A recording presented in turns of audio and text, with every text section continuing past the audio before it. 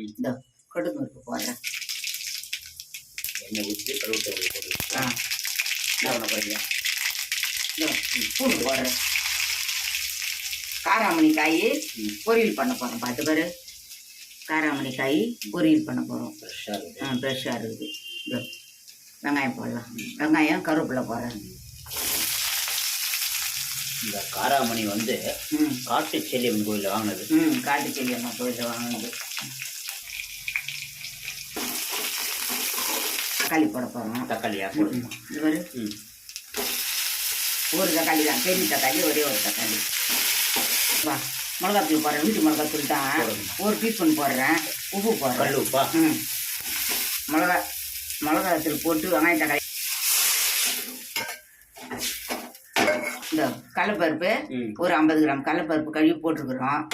குக்கரில் ஊற்றுறீங்க? ஆமாம், குக்கரில் அம்னிக்காயை இதில் போட்டுடலாம். உப்பு, மிளகாத்தூள், வெங்காயம், தக்காளி எல்லாம் வதக்கி பூண்டெல்லாம் போட்டிருக்குறோம்.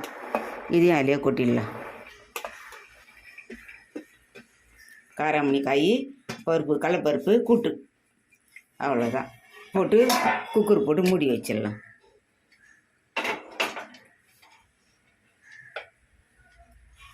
நம்ம இதை மூடி வச்சிடலாம்.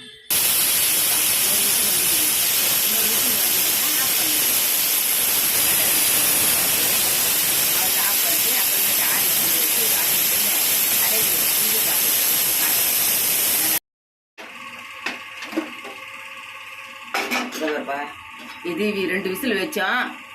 2 விசில் வச்சு அடங்கிடுச்சு. கொஞ்சம் தண்ணி கொஞ்சம் சுண்டுட்டேன்னு பற்ற வச்சுக்கிறோம். கொஞ்சம் தண்ணி சுண்டுட்டேன்னு மதியம் ஆக்கி இறக்கிட வேண்டியது தான். அவ்வளோதான், ரெடி ஆகிடுச்சு. சரி, நம்ம காராமணி கூட்டு. காராமணி கூட்டு, கடலைப்பருப்பு போட்டு காராமணி கூட்டு ரெடி. ரெடி.